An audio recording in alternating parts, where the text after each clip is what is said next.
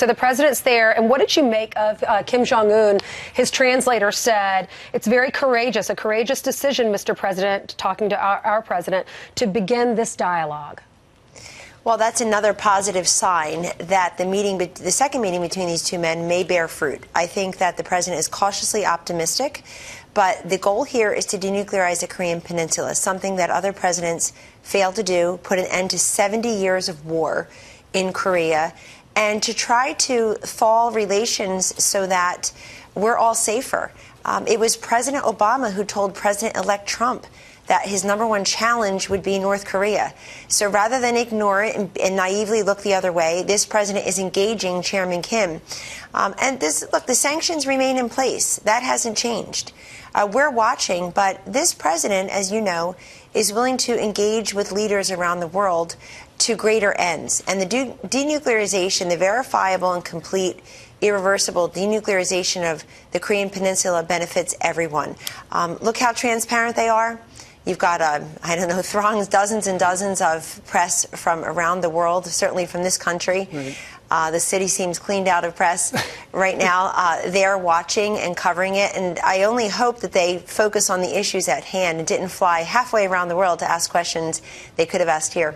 Right. Well, as Ed mentioned at 10 o'clock this morning, Michael Cohen is going to be appearing before the House Oversight Committee. Of course, he's doing that now because shortly he's going to be going to prison for lying to Congress. But he does, Kellyanne, make all sorts of allegations about the president. Hush money, that he told us to lie and break the rules and everything else.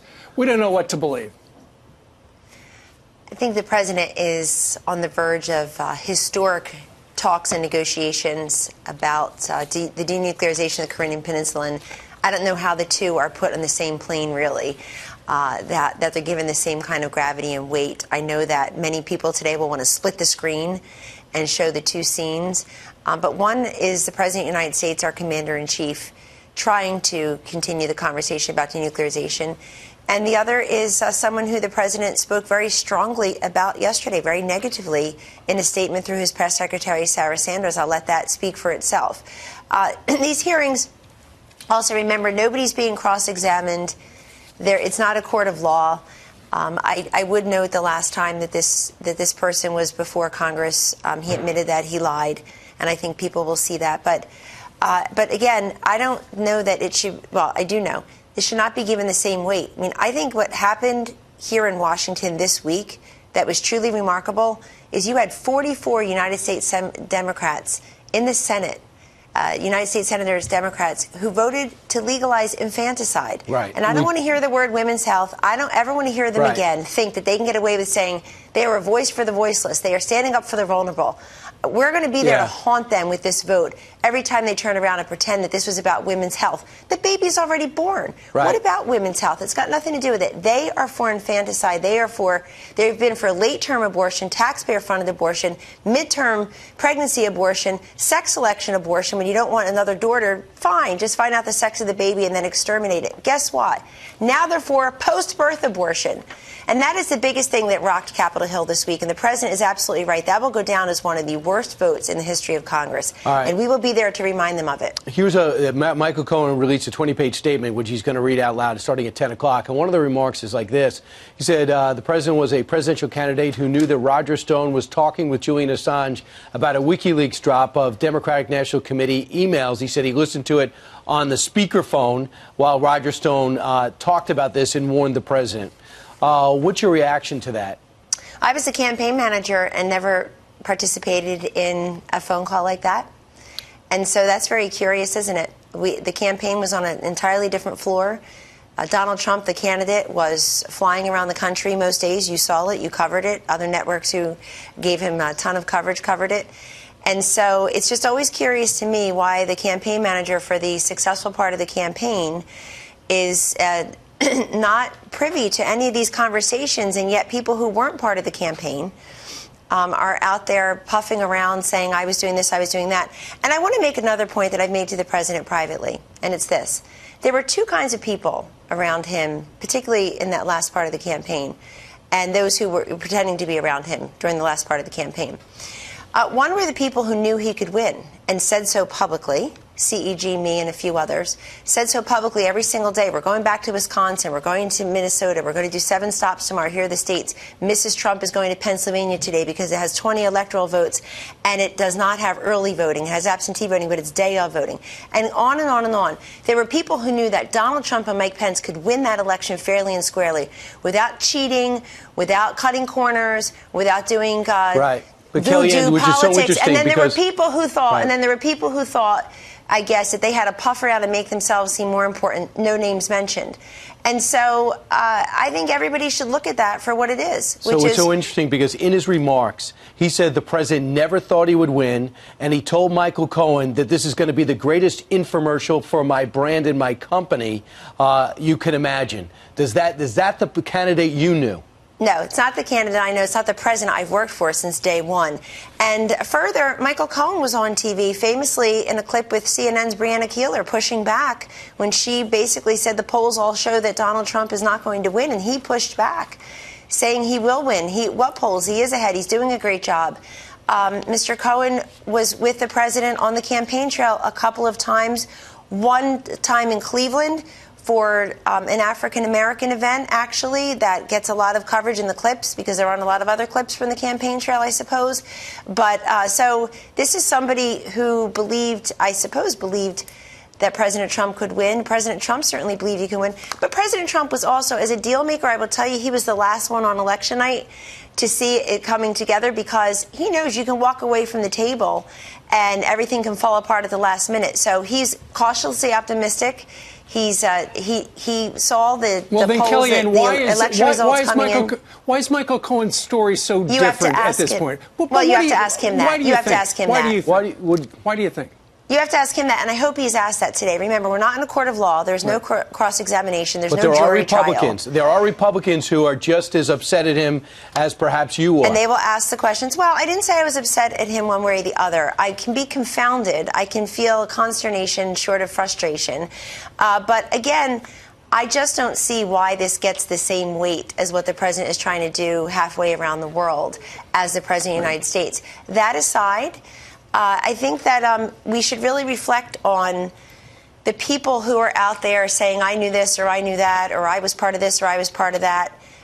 2 of them are facing criminal charges. Well, this one's already been convicted. I guess he's been sentenced. Another one's facing criminal charges.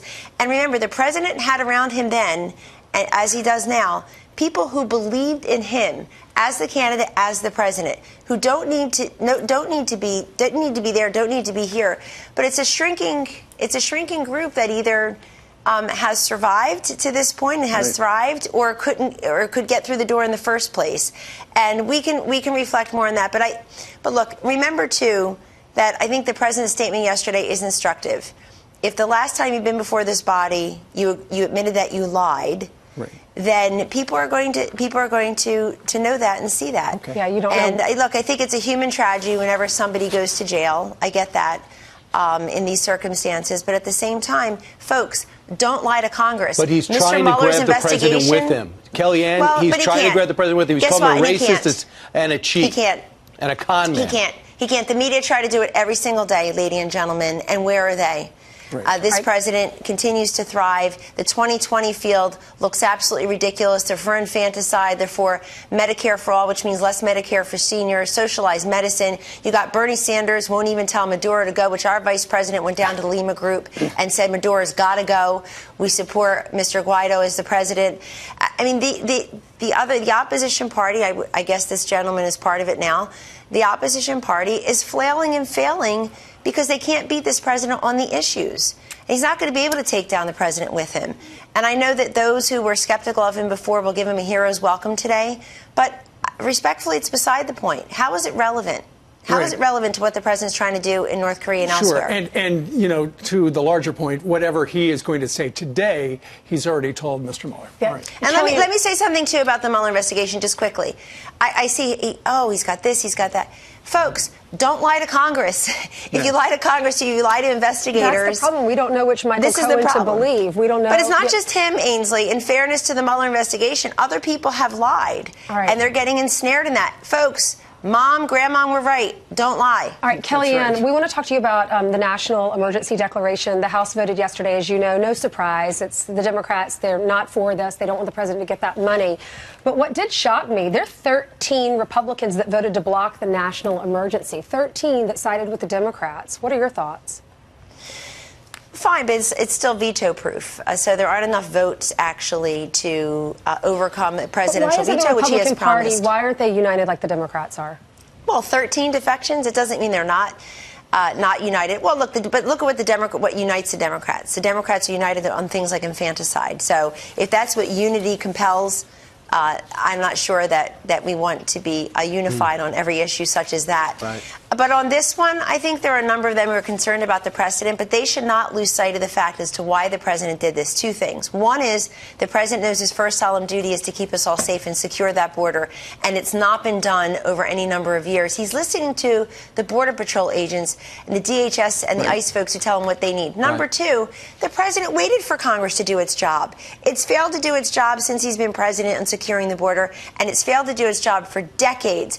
And so he waited for them. And that includes the Republican House. And that includes the Republican House. Brian, there's no question the Republican House failed, and they failed us in securing the border, but they also failed to make good on the promise to him that he would get that money for the wall. They completely lied about that. Kellyanne, exit question. Yesterday, Joe Biden was at the Biden Center at the University of Delaware. Sounds like he's really close to deciding whether or not he's going to get in. It sounds like he's going. Said his family wants it. Yeah. What do you think? Did he get a round of applause and a standing ovation at the Biden Center in his home state? Wow. A 50-state strategy must be close by. Look, I can't blame Vice President Biden for wanting to run, but he's going to have to be held to account for the Obama-Biden economy, the Obama-Biden foreign policy, national security failures, the Obama-Biden appropriation of our nation's health care, where 9 years after Obamacare, Biden care was passed, about 28 million Americans still don't have care. He's going to be held to account for all that did not happen while he was vice president and be asked about that. I'm sure he looks at the field of, the unimpressive large field, albeit large field, of 2020 candidates and thinks, I should jump in there. You saw that Bernie Sanders raised over $6 million, I guess, in the first day or so after he announced. So I guess there is a market for septuagenarians who want to run for president in the Democratic primary.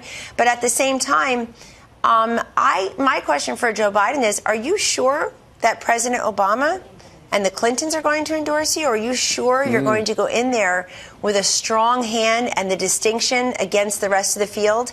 This is a party that's looking for fresh and new, as they did in 2008. When they denied Hillary Clinton the nomination, and she looked even less fresh and less new. Yeah, that's a good point, because the Obama administration told Biden not to run, and we also know that the Obama team met with Beto O'Rourke. So yeah, the central question for Joe Biden is, do you have the president's you-served endorsement to run for president? I think that's a central question that he should be asked. Okay. But look, it looks like he wants to run against Trump the way everybody else does. His tone, his tweets, it's not going to work, folks. The media try it every day.